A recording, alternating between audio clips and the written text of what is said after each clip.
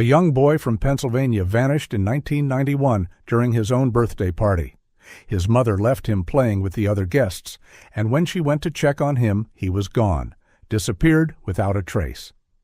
But 10 years later, she's browsing a yard sale when she spots something eerily familiar on a table. A personal item belonging to her missing son, something she was never supposed to see again. The afternoon sun cast long shadows across the tree-lined streets of Maple Hollow, Pennsylvania. It was one of those perfect autumn Saturdays in September when the leaves had just begun to turn, painting the suburban landscape in warm hues of amber and gold. The town, known for its white picket fences and seasonal fairs, maintained that small-town charm that made neighbors wave at each other from their porches. Elaine Whitmore sat in her living room, staring at the same spot on the wall where a family photo once hung. She had removed it years ago because looking at Nathan's bright smile was too painful. The doorbell rang, breaking her reverie. "Elaine, it's me," Donna's voice called through the door. "Are you ready?" Elaine opened the door to find her friend standing there with that determined look she'd worn all week. Donna had been persistent about getting her out of the house, suggesting they attend the Lavender Grove Community Yard Sale in Ash Hollow, just 4 blocks away. "I don't know if I'm up for this," Elaine said, but she was already reaching for her jacket. "You need this outing," Donna insisted, her voice gentle but firm. "It's been 10 years, Elaine. You can't keep living like this." 10 years. The words hung heavy in the air. 10 years since Nathan, her 8-year-old son, had vanished from his own birthday party. The case had gone cold long ago, the police had no leads left to pursue, and Elaine had been living in a perpetual state of grief and tension ever since. "I've always liked yard sales," Elaine admitted quietly. "They're like time capsules. All those old items remind me of better times." Donna's face brightened. "That's the spirit. Come on, when was the last time we did something together outside your house? I can't even remember." As they walked to Donna's car, Elaine noticed how the neighborhood hadn't changed much. The same oak trees lined the streets, the same houses stood with their well-maintained gardens. Time had moved forward for everyone else, but for her it had stopped that terrible day. They drove the short distance to Ash Hollow, where the Lavender Grove Community Yard Sale was already in full swing. It was a neighborhood-wide event, with multiple families setting up tables on their lawns and driveways, eager to rid themselves of unwanted belongings. "Look at the size of this," Donna marveled as they parked. "The whole neighborhood must be participating." They began strolling through the sprawling sale, taking their time as they browsed the various items on display.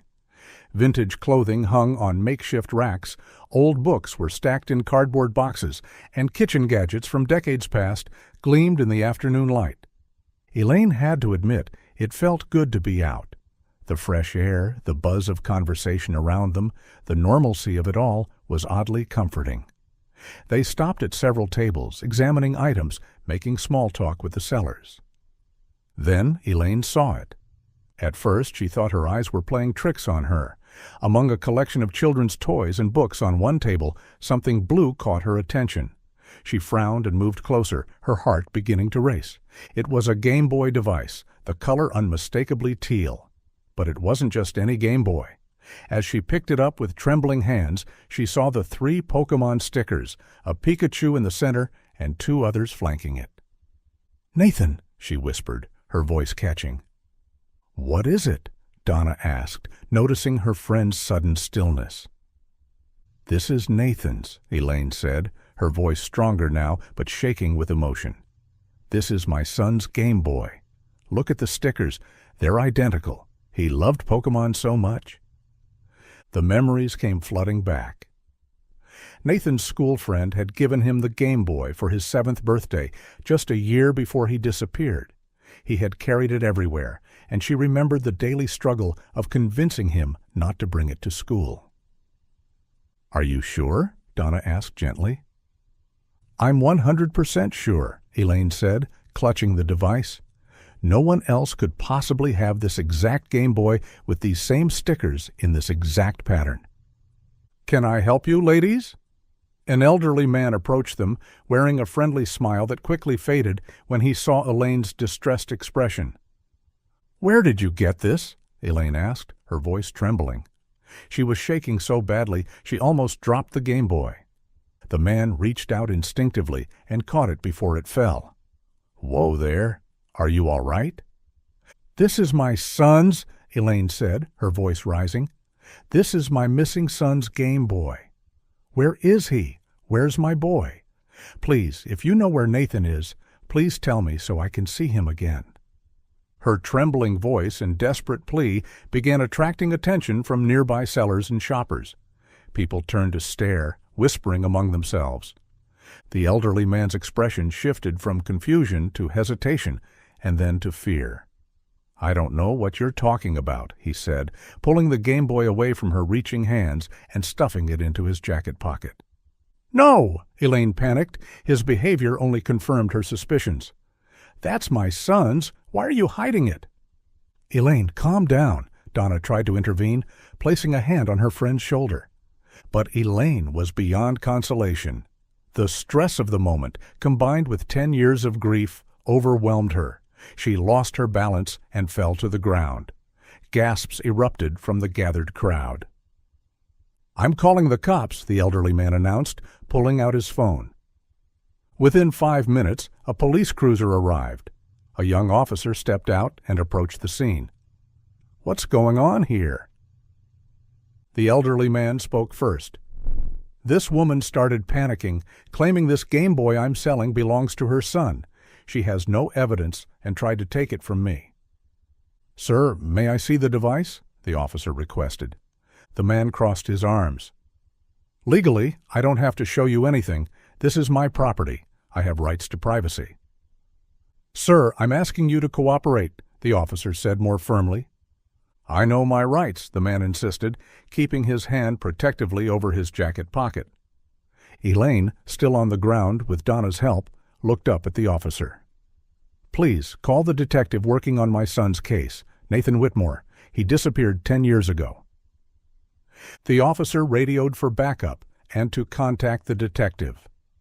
Within minutes, more police cars arrived, along with an unmarked sedan. Detective Morrison, a man in his 50s with graying hair, stepped out and immediately approached Elaine. "Mrs. Whitmore," he said gently. "What's happening?" "The Game Boy," Elaine said, pointing at the elderly man. "He has Nathan's Game Boy, the blue one with 3 Pokémon stickers." Detective Morrison's expression grew serious. He turned to the elderly man. "Sir, I'm Detective Morrison. I've been working the Nathan Whitmore case for 10 years. The boy was 8 when he vanished. He'd be 18 now. We have a detailed list of his personal belongings that went missing with him, including his favorite toy, a blue Game Boy with 3 Pokémon stickers." He produced a folder from his car and pulled out old photographs. "These are pictures of Nathan and his Game Boy. Now I'm going to need you to hand over that device so we can compare it." One of the other officers suddenly spoke up. "Wait, is that Walter Griggs? Sergeant Walter Griggs?" The elderly man straightened slightly. The officer continued. "Sir, you were a respected police sergeant here in Ash Hollow. You know our procedures." With obvious reluctance, Walter Griggs reached into his pocket and handed over the Game Boy. Detective Morrison took it carefully, comparing it to the photographs. The resemblance was unmistakable. "Where did you get this, Mr. Griggs?" the detective asked. "I bought it at a flea market years ago," Walter said quickly. "That's bullshit," Elaine exclaimed, Donna still supporting her. "He has something to do with my son's disappearance." "Ma'am, please," Detective Morrison said. Then to Walter, "We're going to need to search your property." "Fine," Walter said, his jaw tight. "Do what you need to do." The officers began with Walter's car and the boxes he'd brought to the yard sale. They methodically went through everything, but found nothing suspicious. "We'll need to search your home as well," Detective Morrison said. "Will you cooperate?" Walter sighed. "Whatever. But I don't want that woman," he pointed at Elaine, "on my property." The group made their way to their vehicles. Detective Morrison helped Elaine and Donna into his car. Walter led the procession to his house, just a block away, and around the corner, the police cars following behind. As they drove the short distance, Elaine's heart pounding. After 10 years of nothing, could this finally be the break they needed? Or would it be another dead end in a case that had already broken her heart 1,000 times over? The autumn sun was beginning its descent as they pulled up to Walter Griggs' modest 2-story home, its white siding and black shutters giving nothing away about what secrets might lie within. "Wait here," Detective Morrison instructed Elaine and Donna as the officers prepared to enter the house. Elaine and Donna remained in Detective Morrison's car outside. Through the windows, they could see officers moving methodically through the rooms, checking closets, examining corners, looking for any sign that might connect this place to Nathan's disappearance. "It's going to be okay," Donna whispered, squeezing Elaine's hand. Elaine couldn't respond. Her eyes were fixed on the house, watching every movement, hoping against hope that they would find something, anything, that would lead her to Nathan. The minutes crawled by. 30 minutes, 45, an hour, more or less. Finally, Detective Morrison emerged from the house and walked toward them, his expression unreadable. "We found nothing," he said gently as Elaine rolled down the window. "No evidence of a young boy having been here or currently living here. Zero evidence of any kind." Elaine's heart sank. She had been so sure, so certain that finding Nathan's Game Boy meant they were close to finding him. The detective produced a folder and showed her official documents. Walter Griggs was indeed a police sergeant, retired with full honors. Officer Chen, the one who had recognized Walter earlier, approached them. "Ma'am, if I may speak subjectively, Mr. Griggs was well respected in this small town throughout the 70s and 80s. I worked with him briefly before he retired. I can't believe he would harm any child." "But the Game Boy," Elaine protested weakly. "Those stickers—" "We can't prove it's actually the same Game Boy that belonged to Nathan," Detective Morrison explained. "We couldn't find any DNA on it. Without concrete evidence, we can't investigate Mr. Griggs as a suspect." They walked back toward the house where Walter stood on his porch, arms crossed, looking every bit the wronged citizen. "Mr. Griggs," Detective Morrison said, "we'd like your permission to keep the Game Boy as potential evidence." Walter waved his hand dismissively. "Take it. I have no use for it." He looked directly at Elaine. "I was about to sell it anyway, would have sold it to you if you hadn't been so offensive and accused me of terrible things." "That's my son's," Elaine said, her voice steadier now, calmer than before, but still carrying an edge of suspicion. "It's evidence. I don't have to buy what's ours in the first place." Detective Morrison stepped between them. "Mr. Griggs, can you tell us when and for whom you bought this device?" Walter shifted uncomfortably. "I don't even remember. It was at a flea market somewhere. Bought it for my He paused, and Elaine caught the hesitation. "For my niece." Elaine's eyes widened. He had been about to say son. She was sure of it. She glanced at Detective Morrison and saw from his expression that he had noticed it too. That small acknowledgment helped her stay calm rather than panic again. "Mrs. Whitmore," Detective Morrison said, "would you follow us to the station to submit your official statement?" Elaine nodded and turned to Donna. "I'll go with the officers alone." Donna pulled her into a tight hug. "Call me if you need anything at all." Elaine climbed into the police car, leaving Donna standing on the sidewalk. As they drove away, she saw Walter Griggs in the side mirror, still standing on his porch, talking with the other officers. The nearby police station was a modest brick building that had served the community for decades. Elaine had been here too many times over the years, first during the initial investigation, then for updates that gradually became less frequent until they stopped altogether. Inside, she was led to a small interview room where she gave her statement about the day's events. The officer taking her statement typed everything carefully, occasionally asking for clarification. When they finished, she signed several documents, her hand cramping from the repetitive motion. "I want to see the Game Boy again," she said suddenly. The officer looked uncertain, but made a call. A few minutes later, a forensic technician appeared with the device in an evidence bag. "Let's check it together," the technician said kindly. She was a young woman with gentle eyes who seemed to understand Elaine's need to see it work. They went to a lab room where the technician carefully removed the Game Boy and inserted 2 AA batteries. The familiar startup sound filled the room as the screen came to life.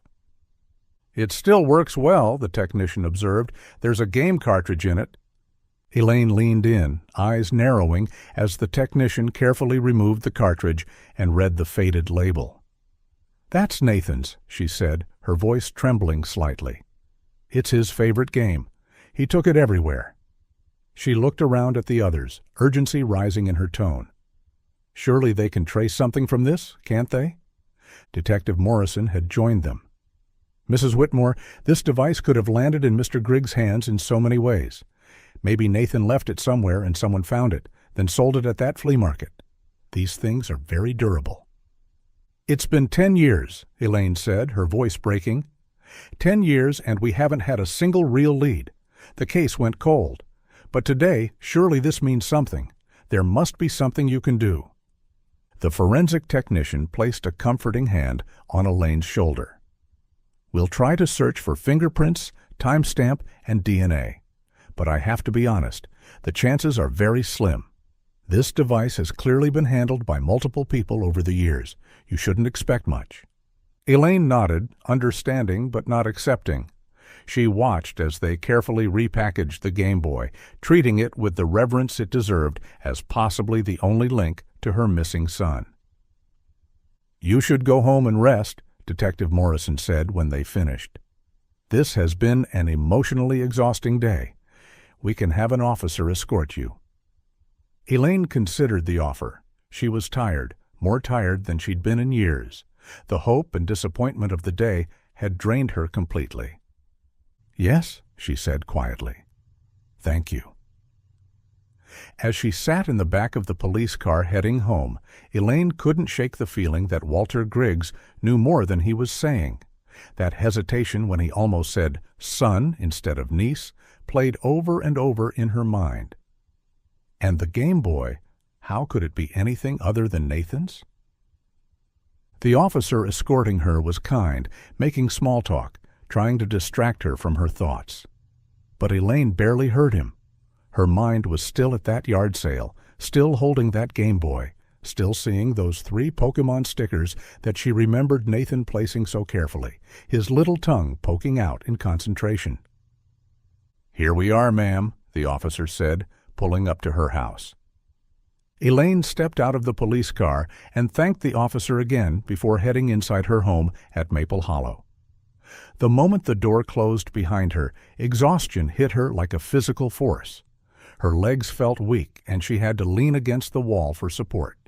She made her way to the kitchen, her movements automatic as she filled the kettle and set it on the stove. While waiting for the water to boil, she slumped into a chair and put her head in her hands. What was supposed to be a calm day out with Donna had turned into a complete disaster. The more she thought about it, the more guilt crept in. Had she reacted too excessively? Made an unnecessary scene? She pictured all those people at the yard sale, staring at her as she fell to the ground, watching as she accused an elderly retired police officer of terrible things. The kettle whistled, and she poured the hot water over a tea bag, watching the color seep out and darken the water. She took a sip, barely tasting it, her mind racing. Unable to sit still with her thoughts, she picked up the phone and dialed Donna's number. "Elaine?" Donna answered on the second ring. "Are you okay? How did it go at the station?" "Are you still at that yard sale?" Elaine asked, ignoring the question. "Yes, but I'm leaving soon." "Why?" "I want to go back there again to meet with that man Walter Griggs." "Please, Elaine, don't do this to yourself," Donna said, concern evident in her voice. Not like that, Elaine said quickly. I feel guilty. I want to apologize to him for making him look bad in front of the neighbors. I shouldn't have made such a scene. There was a pause on the other end. Are you sure that's a good idea? Please, Donna, I need to do this. All right, Donna sighed. I'll pick you up. True to her word, Donna arrived at Elaine's home in the next 10 minutes. Elaine climbed into the car, grateful for her friend's unwavering support. They drove back to Lavender Grove, the afternoon sun now positioned differently in the sky. Elaine checked her watch. It was around 3 p.m. The yard sale would be winding down by now. As Donna parked the car, they could see that many of the sellers were indeed packing up. They walked toward where the yard sale was taking place, and Elaine spotted Walter Griggs at his car, loading boxes into the trunk. His movements were sharp, aggressive, and even from a distance, she could see he looked pissed and annoyed. Are you sure you want to do this? Donna asked one more time. Yes, Elaine said firmly, though her heart was racing. They approached Walter at his car. He saw them coming and straightened up, his face darkening. What again? He said harshly. What do you want from me this time? Elaine took a deep breath. I came to apologize. I reacted badly earlier. I shouldn't have made such a scene. I'm sorry. Walter stared at her for a long moment. His expression didn't soften much, and he clearly wasn't fully accepting her apology. I hope the neighbors didn't get the wrong idea after what happened this morning, he said coldly. I've lived here peacefully for years. I don't need this kind of drama. I understand, Elaine said quietly. I'm truly sorry. Walter slammed his trunk shut. Now go. I need to grab the rest of my stuff from the sales table. He walked away without another word, leaving Elaine and Donna standing by his car. They returned to their own vehicle in the parking lot. Well, you tried, Donna said gently as they sat in the car. Before they could leave Lavender Grove, another car pulled up near Walter's vehicle. It was rather eccentric and eye-catching, a green Volkswagen New Beetle with its distinctive bubbly shape. A man who looked to be in his late 20s or early 30s stepped out and approached Walter, who had returned with more items. That's interesting, Donna murmured. They watched as Walter roughly shoved a heavy box toward the younger man, speaking to him in what was clearly an angry or upset tone. The box wasn't taped shut, and when Walter shoved it, several items tumbled out onto the ground, what looked like game cards and children's toy cars. The younger man bent down to gather them, hastily putting them back into the box. Donna rolled down her window just enough, and fragments of conversation drifted toward them on the breeze. I don't care, Walter's voice carried. Not mine. A gust of wind brought more words. Honest with me, sake of your mother, then leave. The younger man shook his head multiple times, looking agitated. He stomped away with the box toward the Volkswagen, clearly upset by whatever had been said. Elaine and Donna exchanged meaningful looks. What do you think that was about? Elaine whispered. They continued watching as Walter returned to cleaning up the last of his items from the yard sale table. The younger man had loaded the box into his car and was already pulling away. Maybe that's Walter's son, Elaine said thoughtfully. I heard him say something about Mother. I think so too, Donna agreed. But why did he give him just that one box? Elaine's mind was racing. It looked like the box was filled with children's toys. Maybe it was his.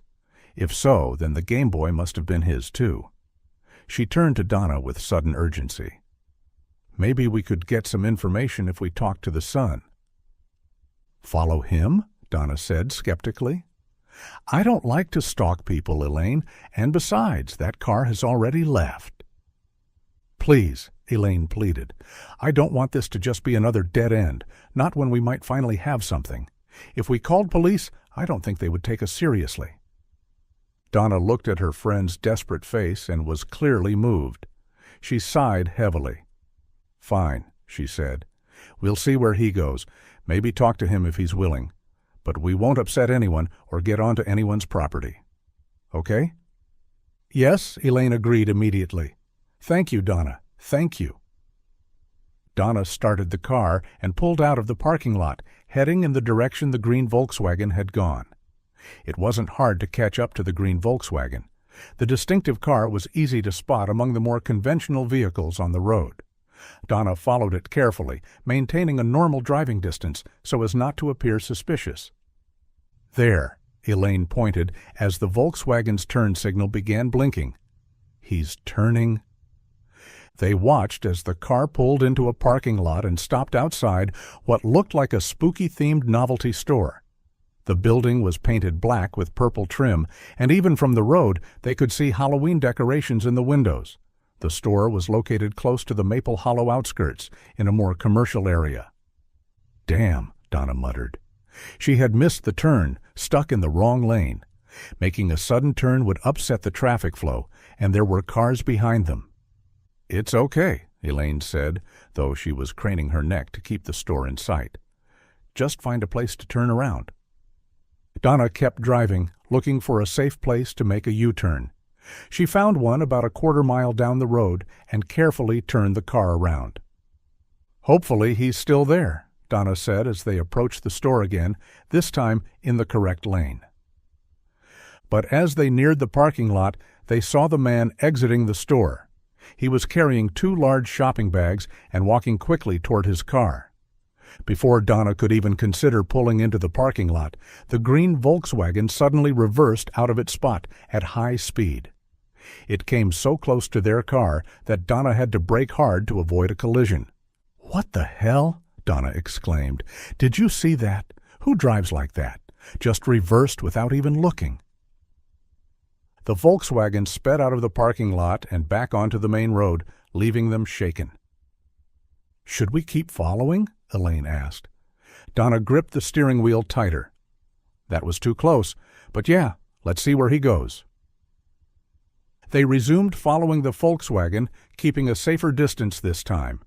The car was moving faster now, weaving through traffic in a way that made it difficult to keep up without driving recklessly themselves.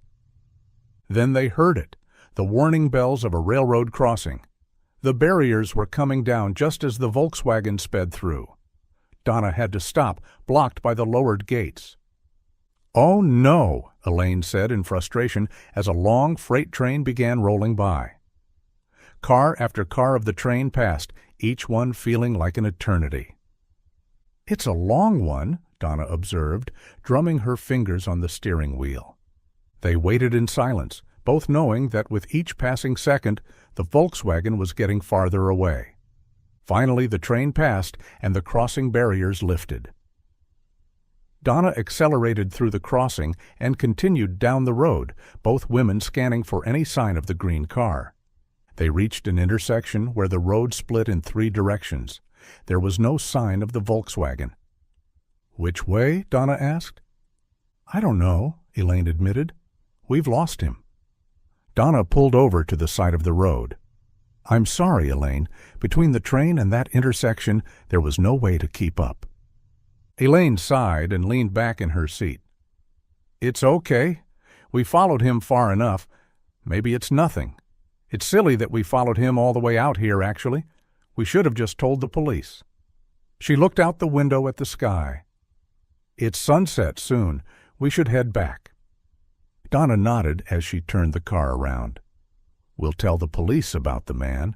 Look to me like Walter's son. They can ask the man about it." They drove back the way they came, passing the novelty store again. Elaine found herself staring at it as they went by. "Maybe we should check that store," she said suddenly. "Why would we?" Donna asked. "What could be so important in there for us to know anyway?" But then Donna noticed the big sale banner hanging outside the store. Her expression softened. "Actually," she said thoughtfully, "maybe we should stop by since we're here anyway. We planned for a day out, remember? But it got interrupted. Halloween is in 3 weeks, and my niece's birthday too. Maybe we can have a look around, find something interesting." "Yeah," Elaine agreed, a wistful note in her voice. "Maybe we should. I would visit there if I still had my boy with me. Donna turned into the parking lot and found a spot. As they parked, they could see the store name clearly displayed on the sign, Dark Delights Party Emporium. They exited the car and walked toward the entrance. A young employee was crouching in the parking lot, smoking a cigarette. He looked up as they approached. "Welcome," he called out, raising his cigarette in a casual greeting. "I'll be inside in a minute to help you ladies." Elaine and Donna pushed through the heavy glass door of Delight's Party Emporium. The interior was unlike any store Elaine had seen in their quiet suburban area. The shelves were stocked with an array of horror costumes, from classic vampires and werewolves to more elaborate creature designs. Latex masks hung from hooks on the walls, their empty eye sockets staring down at customers. "Look at all this," Donna said, picking up a bottle of fake blood. "They really go all out for Halloween." The store was clearly a seasonal haunt destination, popular around Halloween. Fog machines sat on display shelves, and animatronic figures occasionally sprang to life as they walked past, eliciting a small gasp from Donna. "This place is intense," Elaine commented, though her mind was still on why Walter's son had come here. They browsed for a while, Donna eventually settling on a witch costume that she thought her niece would love. It was made of shimmery purple fabric with silver stars scattered across it. "This is perfect," Donna said, heading toward the cashier counter. "She'll be thrilled." They reached the counter, but the employee was still outside smoking. Through the window, they could see him taking his time, seemingly in no hurry to return. Donna placed the costume on the raised section of the cashier counter and sighed. "I'll go call him." But as she turned to leave, the slippery fabric of the costume slid backward, falling behind the counter onto the cashier's workspace. "Just let it be," Donna said, already heading for the door. "I'll get him." But Elaine, ever polite, decided to retrieve it. She leaned over the counter, stretching to reach the costume. As she did, her eyes fell on an active laptop screen showing a paused video clip. The costume had landed partially on the keyboard.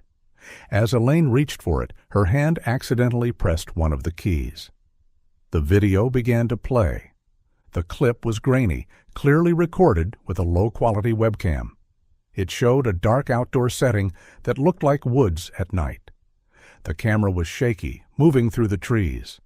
Then, abruptly, a face appeared close to the camera. "What do you think?" the man in the video asked, before the clip ended suddenly. Elaine frowned.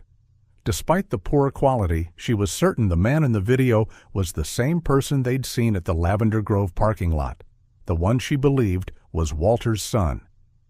The store's front door opened with a chime. Donna walked back in with the store clerk trailing behind. Neither looked happy. Donna had clearly annoyed him by interrupting his smoke break. "What were you doing?" the clerk asked Elaine in an anxious voice when he saw her behind the counter. "Oh, I'm not snooping," Elaine said quickly, straightening up. "I was just trying to get the costume that slipped onto your desk.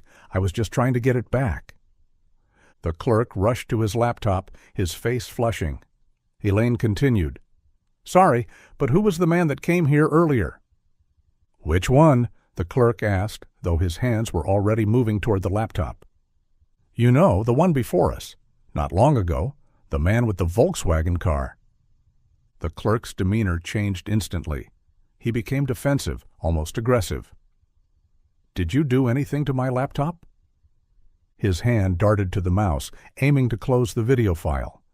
But instead, he accidentally revealed what was behind it. Elaine caught a glimpse of a Yahoo Messenger window showing a group chat room. The group chat title read, "Scary Fun Party," in bold letters. What made Elaine's heart skip was seeing the name Nathan in bold text within the chat box, surrounded by several Yahoo Messenger emoticons that made the name stand out prominently. "You were really snooping," the clerk accused, slamming the laptop shut. "I could report you to the police for this." "No, you don't understand," Elaine said urgently. "My missing son from 10 years ago was named Nathan. Why is that name there? Tell me." The clerk scoffed. "You're a crazy lady. What's wrong with the name Nathan? Anyone can be named Nathan. It's not a rare name. It's just a party plan, okay?" "I'm sorry," Elaine persisted, "but when I tried to grab the costume that fell on your keyboard, the play button was accidentally pressed. I saw the man in that video. It was the same man from before who came and visited this store." Donna stepped forward, sensing an opportunity. "Do you recognize him? The police are still searching for Elaine's son, and just this morning they uncovered a lead that points to that man's father." The clerk visibly paled. He was shaking now, clearly scared. "What does that have to do with me? I've got nothing to do with this. I just sell stuff." Elaine leaned in. "You had a video clip of him, and you acted like you knew him. What exactly were you talking about when you mentioned Nathan?" Donna glanced at Elaine, then back at the clerk. "Because the evidence we found this morning suggests that man, or someone in his family, might be involved in Nathan's disappearance. Now, we have another lead here. We'll have to alert the authorities about this video and chat message." The clerk broke. "Please! I don't want trouble with police. The man's name is Derek. We were talking about a scary party. He's hosting it at a family property. The chat message was really just a party plan." He opened the laptop again with trembling hands. "Look, I only sold him costumes and gear. If you don't believe me, just read the chat message, but please, don't call the police." Elaine and Donna leaned in to read the Yahoo Messenger conversation. The messages talked about a surprise for Nathan, mentioning the need for full top-tier fear visuals and enough strobe for full impact. There was also an address listed where they were planning to meet. "So you must be friends to get invited like this," Donna observed, quickly writing down the address. "Yes, we're friends," the clerk admitted, "but I didn't know anything about a missing boy. None of that." "Thank you," Elaine said. "I need to let the police know about this." "Please, no police," the clerk begged. "The boss will fire me. It's not easy for me to find a new job. I've been trying to live a good life. I'm on probation for a shoplifting charge from 2 years ago. This job is part of my rehabilitation. If I lose it, I could go back to jail." Donna finished writing down the address and looked at the terrified young man. "If you've got nothing wrong to do with this, you won't be in trouble." Elaine was already pulling out her cell phone. She dialed the police station, her hands shaking with a mixture of fear and hope. "This is Elaine Whitmore," she said when someone answered. "I need to report something related to my missing son's case. I've discovered a video clip and chat messages that mention my son's name, Nathan. There's an address where something is happening tonight." She gave them all the details. The clerk slumped against the counter, looking defeated and terrified about what would happen next, while Donna stood protectively near Elaine as she finished her call to the authorities. The police arrived in less than 15 minutes, their sirens cutting through the evening air. Multiple cruisers pulled into the Delights Party Emporium parking lot, and officers quickly entered the store. The clerk looked very anxious, his face pale, as he watched the uniformed officers approach. His hands trembled as he stood behind the counter. Detective Morrison was among them, and Elaine immediately went to him, explaining everything that had happened. As she spoke, other officers had already begun interviewing the clerk. The young man answered their questions with obvious fear, repeatedly glancing at Elaine. "I don't know what will happen to that young man," Elaine said to Detective Morrison, feeling a wave of compassion. "He said he's on probation, but so far he's been helping us. He gave us the information we needed." Detective Morrison nodded thoughtfully. "We'll keep that in mind. It seems like he indeed knows this Derek person, but we don't have any evidence yet that Derek has done something bad. We need to investigate first." One of the officers approached them with the address Donna had written down. "Sir, this location isn't too far from here, just a little bit outside town, near the woods area." "We'll reach out to Walter Griggs," another officer said, already heading to make the call. "Let's go," Detective Morrison said to Elaine and Donna. "You can ride with me." They climbed into the detective's unmarked car and headed toward the address. The radio crackled to life as they drove. "Detective Morrison," the dispatcher's voice came through. "We've got confirmation from Walter Griggs. He admits the address is his long-abandoned vacation house, an old family property near Ash Hollow that hasn't been used in years. However, he denies any knowledge that his son Derek has been using it. Says he thought Derek lived in an apartment." "Copy that," Morrison replied. The drive took them out of the suburban areas and toward more isolated roads. The sun was already setting, painting the sky in deep oranges and purples. The trees grew denser as they approached the location. Finally, they turned onto a narrow dirt road.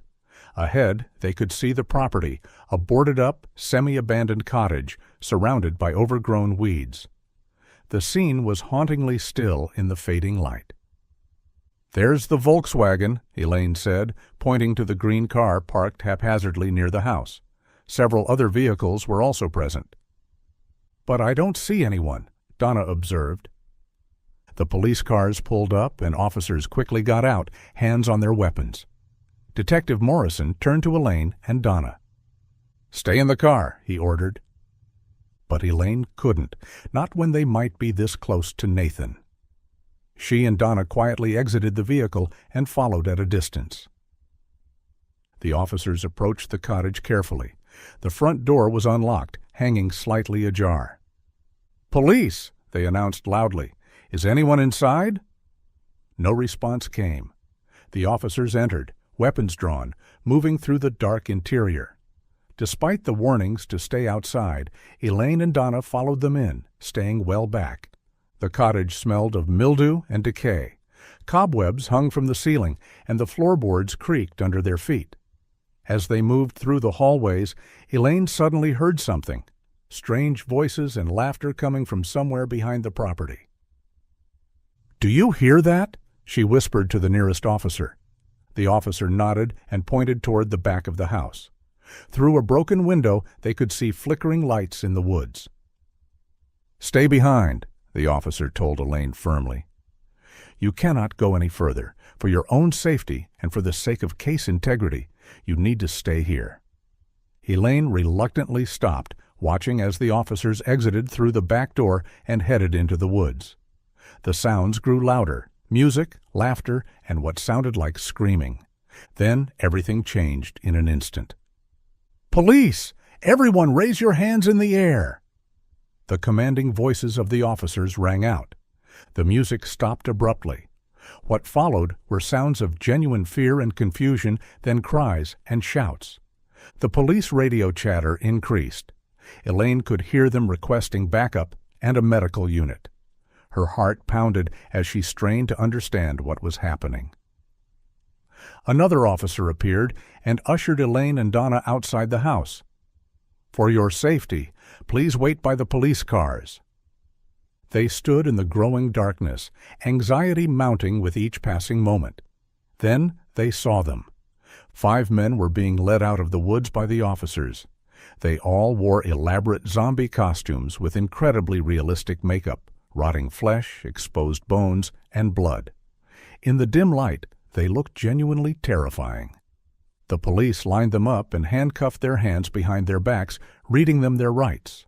Among them, Elaine recognized one face, Derek, the man from the yard sale. Derek's eyes found Elaine, and his expression turned angry. "Who are you?" he demanded. "You didn't know anything. You ruined everything." "I'm Nathan's mother," Elaine said, stepping forward despite the officer's warnings. "And I think you're the person who kidnapped my son." "We're just having fun," Derek spat on the ground in disgust.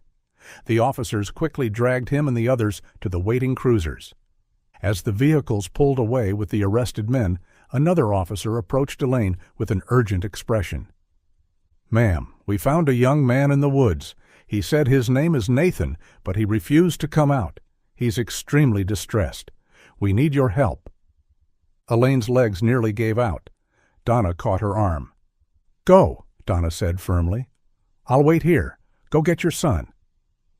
Elaine followed the officer through the backyard and into the woods. It wasn't far, maybe 50 yards in. There, illuminated by police flashlights, she saw him. A young man crouched near a still smoldering fire pit. His hands covered his head, and he was rocking back and forth, looking down at the ground. "You're all zombies," he kept saying, his voice hoarse with fear. "You're going to kill me. I should have listened. I should have stayed down there." A dark stain spread down his jeans, the kind of helpless fear only pure panic could bring. He repeated these words over and over, so tense and crying that none of the officers could laugh or think it was a joke. This was genuine terror. Elaine moved forward slowly, her maternal instincts overcoming her own fear. She crouched low beside him and gently touched his shoulder. "Nathan," she said softly, "Mom's here. I'm your real mother, and I'm alive." For a long moment, nothing happened. Then, slowly, the young man lifted his head. His face was streaked with tears and dirt, his expression confused and frightened. He was sweating excessively, despite the cool evening air. Elaine gasped. Even through the changes of 10 years, even as an 18-year-old instead of the 8-year-old she remembered, she recognized him immediately. The shape of his eyes, the curve of his nose, the way his hair fell across his forehead. This was her Nathan. "It seems he's under the influence of a hallucinogen," one of the officers said quietly. "His pupils are dilated. He's clearly terrified and deeply confused." Elaine could see how badly Nathan was trembling. She took his hand in hers, holding it steady. "We're going to help you now," she said gently. "You're safe." "No," Nathan pulled back. "I'm not leaving this place. What if there are zombies out there? It's the end of the world. People are dying out there. They took them for experiments." Elaine's heart broke at his words. What had been done to her boy? "Nathan, listen to me," she said firmly but lovingly. "There are no zombies. There never were any zombies or experiments. The world is not ending. Whatever Derek told you, none of it was true." With infinite patience and the help of the officers, they slowly coaxed Nathan to his feet. He clung to Elaine, still looking around fearfully, expecting monsters to leap from the shadows. They walked him carefully out of the woods and back through the house. Outside, a medical team had arrived and was waiting with an ambulance. Elaine noticed the cruisers that had taken Derek and the others were already gone. The paramedics approached them gently, speaking in calm tones as they led Nathan toward the ambulance. Inside the vehicle, Elaine sat beside Nathan, never letting go of his hand. An officer stood with them while the medical team began their examination. "He's definitely still under the influence," one paramedic confirmed. "We need to transport him to the hospital to identify the substance and treat him properly." At the mention of hospital, Nathan became agitated again. "No hospital? They'll turn me? They'll experiment on me?" "Shh," Elaine soothed, stroking his hair like she used to when he was small. "No one is going to hurt you. The doctors just want to help you feel better." The paramedic looked at Elaine. "We need to give him something to calm him down. It's for safety protocol during transport. Do you consent?" Elaine nodded, watching as they administered a mild sedative. Within moments, Nathan's eyes began to droop and his body relaxed. Detective Morrison appeared at the ambulance doors. "Mrs. Whitmore, you should go with them to the hospital. My team will remain here collecting evidence. We're waiting for Walter Griggs to arrive." "I want to speak with that man," Elaine said, torn between her need for answers and her need to be with Nathan. "I know," the detective said gently. "But your son needs you now. There will be a chance to talk to Walter later." Elaine looked at Donna, who had approached the ambulance. Her friend nodded in agreement with the detective. "Okay," Elaine said. Then, turning to Donna, "I need your presence with me, Donna. Please come with us." "Of course," Donna said, climbing into the ambulance. The paramedics secured Nathan on the stretcher. Elaine held his hand as the ambulance doors closed, shutting out the crime scene and the questions that would have to wait. The hospital emergency department was a blur of activity as paramedics rushed Nathan through the automatic doors. Elaine tried to follow, but a nurse gently intercepted her. "Ma'am, please," the nurse said kindly. "Let the doctors work. We'll take good care of him. Someone will come get you as soon as possible." Elaine and Donna were led to a quiet waiting room away from the main emergency area. The chairs were uncomfortable plastic, the walls a sterile beige, but Elaine barely noticed. She collapsed into a seat, the events of the day finally catching up with her. "I can't believe it," she whispered. "He's alive. Nathan is alive." Donna sat beside her, taking her hand. "You found him, Elaine. After all these years, you found him." They sat in silence for a moment. Then Elaine turned to her friend with tears in her eyes. "Thank you," she said. "If you hadn't kept asking me to get out of the house, if you hadn't insisted on that yard sale, we wouldn't have found him." Donna squeezed her hand. "From now on, you should just focus on the future. You're a strong woman, Elaine. You never gave up hope, and now you have your son back." Time seemed to crawl as they waited.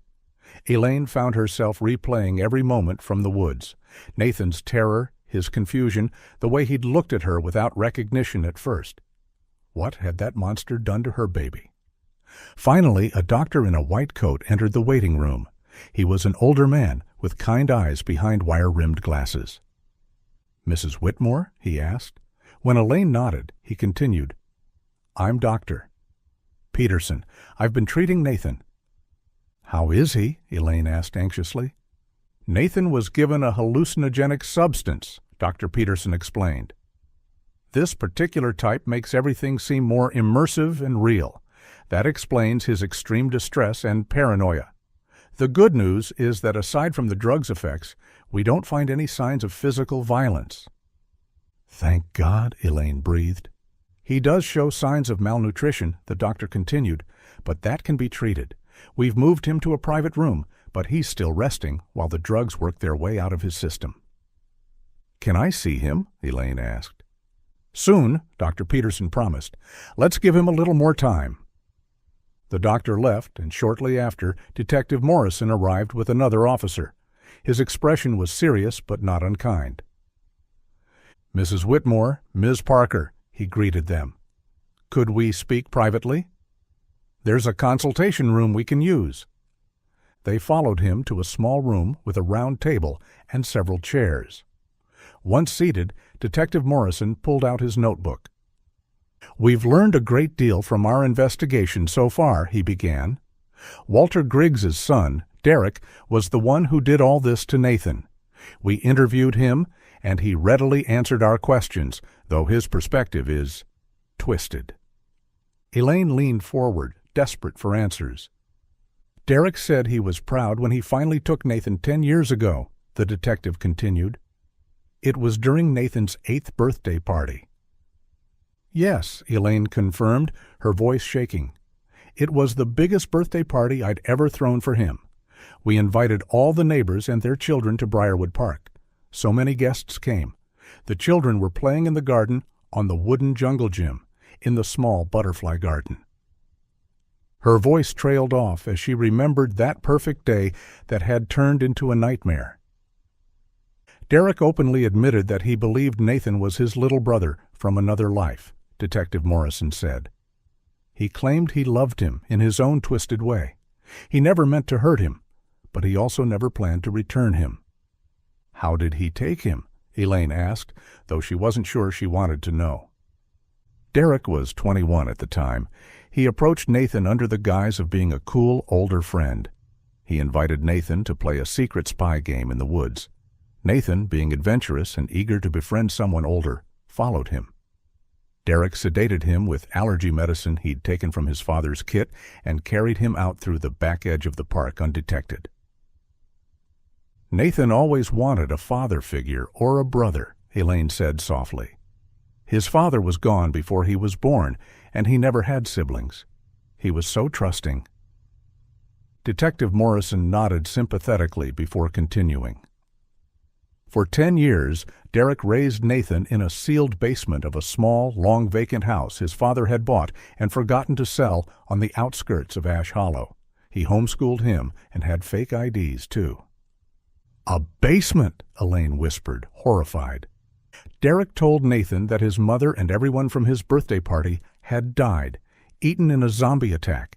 He positioned himself as Nathan's protector, keeping him hidden from the zombies. He fed him an apocalyptic narrative that the human race was dwindling, that there were only small groups of survivors left. The boy believed him completely, but as Nathan got older, he wanted to go out and help. "That's why the party," Donna said, understanding dawning. Exactly. Derek would give Nathan hallucinogens and arrange elaborate scary zombie setups in the woods to frighten him back into hiding. Nathan was a teenager who'd barely been out in the world. Derek invited his friends to these parties, and they thought it was just another scary event. None of them knew Nathan was Derek's prisoner. They thought they were just bullying some neighbor kid. "That's so messed up," Elaine said, tears streaming down her face. Donna held her hands tightly, offering silent support. "What about Walter?" Elaine asked suddenly.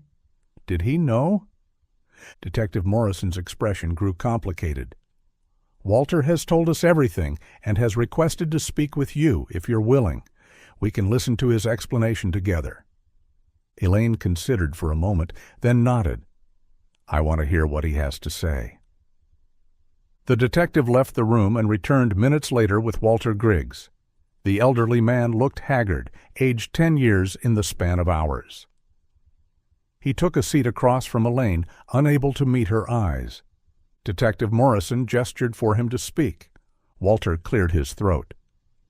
"Mrs. Whitmore, I want to apologize for everything. I honestly knew nothing about the kidnapping. I swear to you, I knew my son had issues, an obsession with children since he was young. I knew something was wrong with him, but I never thought he would go so far as to kidnap a child." He paused, gathering his thoughts. "When I was still serving as a police officer, I was always busy. I left Derek with his grandparents often. We were never close, not even as adults." "Then why were you trying to hide that Game Boy this morning?" Elaine asked, her voice hard. Walter flinched. "When you recognized it, I knew Derek must have done something wrong, but I couldn't believe it when you said your son was kidnapped. I was just trying to protect him. I thought maybe he'd bullied someone or scared them somehow. There were online images of children I'd once found on his computer. He was always obsessed, but I never imagined he'd taken someone. I didn't want to believe it." The old man's voice broke. "I sincerely apologize for how I behaved this morning and for my son. There aren't enough words to justify his actions. He will be punished." Elaine nodded slowly, processing everything. They were all shocked and shaken by the revelations. "We've begun processing Derek and his friends," Detective Morrison added. "Also the store clerk. His name is Tony." "What about Tony?" Elaine asked, remembering the terrified young man. "He didn't know about the kidnapping either. He was terrified when we questioned him because he's on probation for a different case and didn't want to jeopardize it. Tony had been working at that store, selling items to Derek without knowing the truth. Derek had invited him to the party, trying to befriend him, but Tony never attended.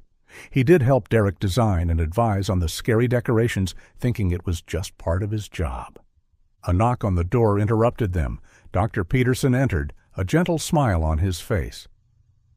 "Mrs. Whitmore, Nathan has awakened and is asking to see his mother." Elaine stood so quickly she nearly knocked over her chair. She followed the doctor down the hospital corridors, her heart pounding.